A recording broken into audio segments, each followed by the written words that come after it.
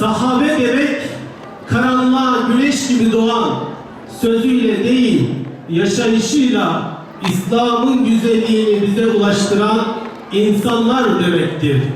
Programımız Kur'an-ı Kerim tilavetiyle başlayacaktır. Ardından açılış konuşması, akabinde Peygamber sevdalarının ilahi dinletisi, sonrasında sinevizyon gösterimi yapılacaktır.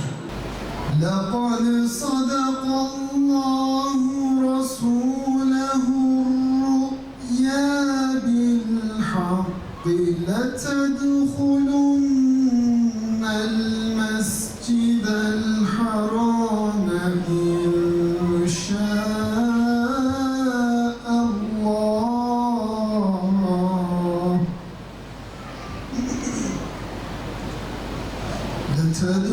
لتدخلن المسجد الحرام إن شاء الله آمين.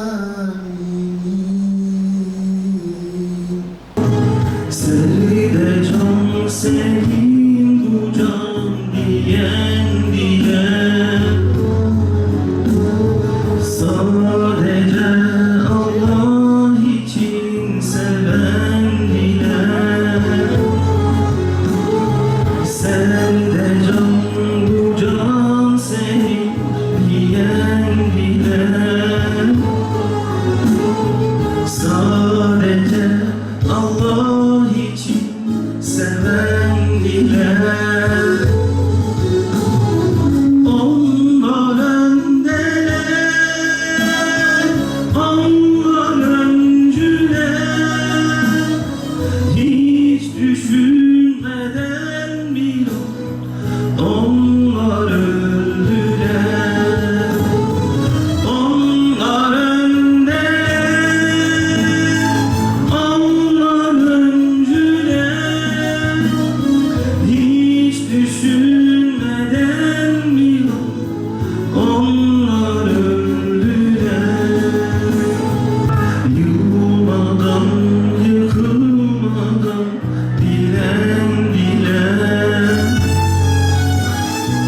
Yaradan adına can veren diler. Yılmadan, yıkılmadan bilen diler. Yaradan adına can veren diler. Onlar öndeler, onlar öncüler. Hiç düşünmeden bir onlar öldüler. Onlar öndeler, onlar öncüler. Hiç düşünmeden bir onlar öldüler.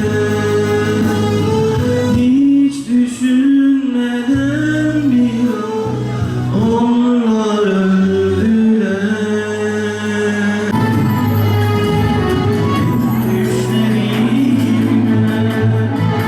Geliyor. Ve bugün Gazze'nin mücahitleri hiç kimse onlara diz çöktüremedi. Hiç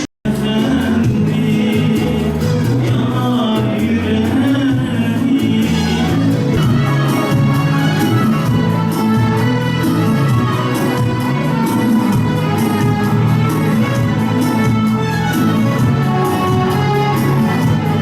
bugün burada sadece bir anma değil, yolumuzu aydınlatan kutlu bir neslin örnekliğini tekrardan diriltmek, onu bugünün hayatına taşımak, anlamlandırmak ve buradaki insanlara aktarmaktır.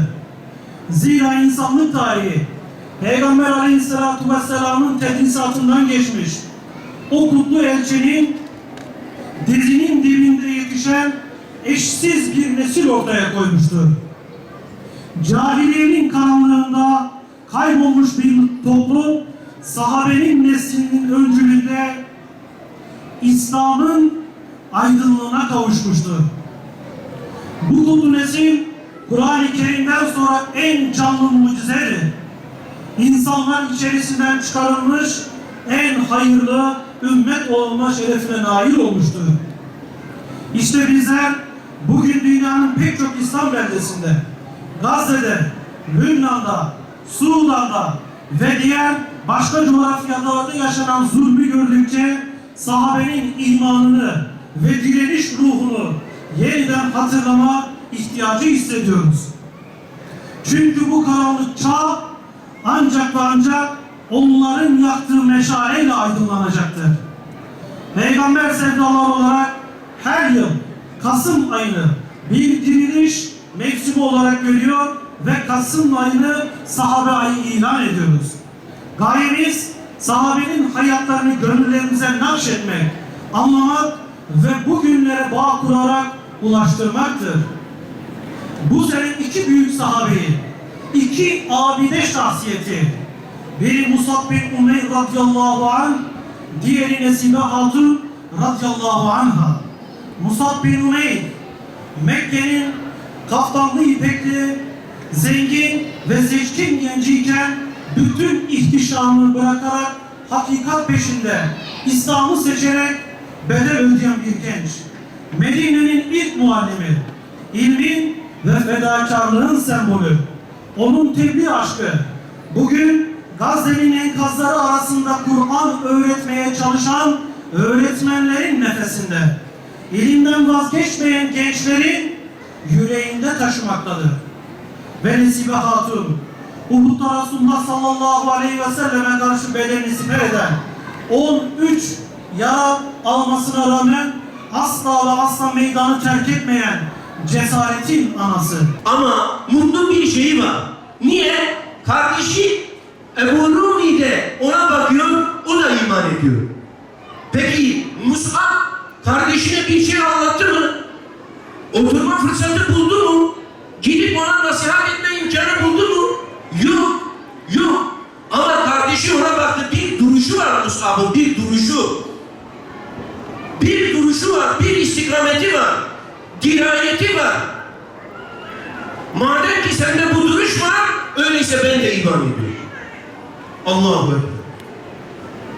Lisan-ı haliniz konuşsun. Mus'ab olacaksanız sadece diliniz değil, haliniz konuşsun ki size bakanlar sizde hayat bulsun, imanınız.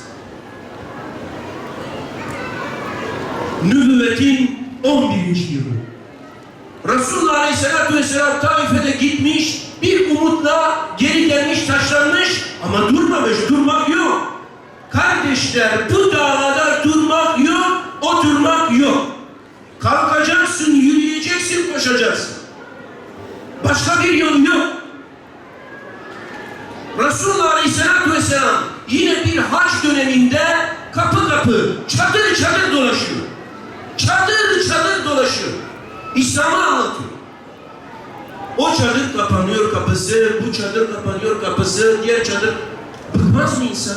Bıkmıyor. Bıkmıyor Resulullah Aleyhisselatü Vesselam. Israrla geliyor. Bir sene sonra 12 kişi gelecek oraya. 12 kişi gelecekler oraya, iman edecekler. Ya Resulullah diyecekler, tamam bu tohum bizim orada tutar. Ama biz bir şey bilmiyoruz. Bize bir öğretmen. Öğretmen mi? Hazır. Hazır. Musa hemen kalk git. Tamam ya Resulullah. Aman Allah. Sormayacağım mı? Nereye gidiyorsun? Nasıl gideceksin falan? Yol harcıları var mı? Yok mu? Bize bir şey var mı? Yok mu? Cebimize bir şey girecek mi? Girmeyecek mi? Yok. Musab öyle değil. Musab görev alıyor. Tamam ya Resulullah. Çıkacak ve gidecek. Bir yıl boyunca çalışıyor. Bir yıl boyunca. O bir yılın sonunda o meydana gelen, bir yıl sonra gelen, yine Akabe'ye gelen 75 kişi var. 73'ü erkek, ikisi kadın. O iki kadından bir tanesi biraz sonra hayatından birkaç parça anlatacağım Nesibe Hatun. Efendimiz sallallahu aleyhi ve sellem diyor ki Musab, çok yoruldum. Biraz gel dinle. Dönecek şöyle diyecek ki ya Resulullah, ben Musab değilim. Ben Musab değilim ya Resulallah. Efendimiz sallallahu aleyhi ve sellem anlayacak. Musab'ını kaybetmiş. Allah melekleri göndermiş Musab suretinde onu. Musab düşecek ama bizim bir nesibemiz var ya, nesibemiz var. Nesibe radıyallahu anha hemen oğlunu çağıracak. Abdullah diyecek, çabuk, çabuk gel. Bugün gün oturma günü değil. Resulullah Aleyhisselam'ın etrafında 12 tane erkek var. 12 erkek var. İkisi de gelecek. Nesibe Hatun ve evladı Abdullah da gelecek, oraya duracak.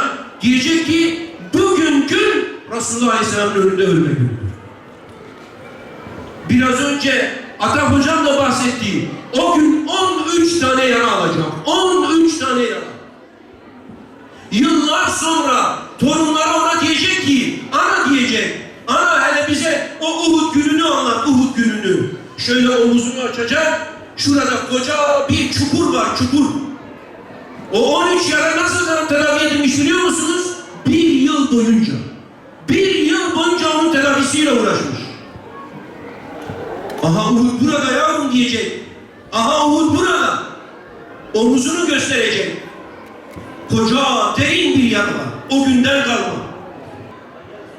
Hicretin 9. yılında Resulullah Aleyhisselatü Vesselam yalancı peygamber olan Müsellemetül Kezzab'a bir mektup gönderiyor. Mektubu kim götürüyor biliyor musunuz? 19 yaşındaki Habib götürüyor. Bakın Nesibe nasıl adamlar yetiştirmiş. Nasıl evlatlar yetiştirmiş. Mektubu o götürüyor. Götürüyor mektubu, veriyor. Onun yaverlerine.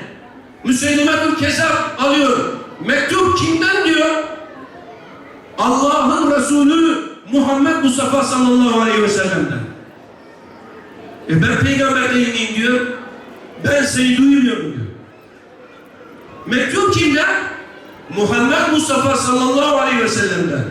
Ben peygamber değil miyim diyor. Ben seni işitmiyorum. Benim kulağım hakikatten dışında hiçbir şey almaz. Seni duymuyorum bile. Vay! Sen demek ki bana hakaret ediyorsun ha? Öyleyse ben bu soruyu sana her sorduğumda, eğer sen bu soruya ben seni duymuyorum diye cevap verirsen, senin bir uzvunu keseceğim. Bir organını keseceğim. Ne oluyor biliyor musunuz? Soruyor, duymuyorum diyor. Kulağını kesiyor. Soruyor, duymuyorum diyor. Burnunu kesiyor. Soruyor, duymuyorum diyor. Parmaklarını kesiyor. Soruyor, duymuyorum diyor. Kollarını kesiyor. Bacaklarını kesiyor. Ve bir tek söz işitmiyor ondan. Bu mektup kimden? Allah Resulü Muhammed Mustafa Aleyhisselam'dan. Ben peygamber değil miyim? Seni duymuyorum. Kıtır kıtır doğrayarak şehit ediyorlar Habibi. Kıtır kıtır doğrayarak şehit ediyorlar. Peki biz nasıl söyleyeceğiz şimdi? Geliyorlar. Nasıl söyleyeceğiz? Resulullah Aleyhisselam diyor ki oğlum şehit oldu. Şöyle şöyle. Vahşi bir şekilde şehit oldu. Şimdi diyor ben şehit anası mı oldum? Evet diyor. Şimdi Allah bana böyle bir lütufta mı bulundu? Evet. Ne mutlu bana ki Allah bana şehit anası olmayı nasip etti. Aman Allah'ım. Anaya bakın ya. Anaya bakın ya. Getiriliyor şehitler. Birer, ikişer. Getiriliyor. Kardeşi Ebu Rumi ve bir tane sahabi daha almışlar. Musab'ı getiriyorlar. Ne yapalım ya Resulullah? İkişer ikişer koyun. Alacaklar, koyacaklar mezara. Yine gidecekler Resulullah Aleyhisselatü Vesselam'a. Ya Resulullah diyecekler. Musab'ın üzerinde bir elbise var. Biz başının üzerine atıyoruz. Ayakları açıkta kalıyor. Ayaklarını örtüyoruz. Başı açıkta kalıyor. Ne yapalım ya Resulullah? Resulullah Aleyhisselam hıçkıra ağlıyor. Hıçkıra ağlıyor. Başının önünü, başının üstünü örtün, ayaklarının üzerine de izhir otlarını atın, o şekilde veriyor. Ve Musab bu dünyadan bir kefen bile alamadan gidecek. Bir kefen bile alamadan. Bir kefeni bile olmadan gidecek Musab.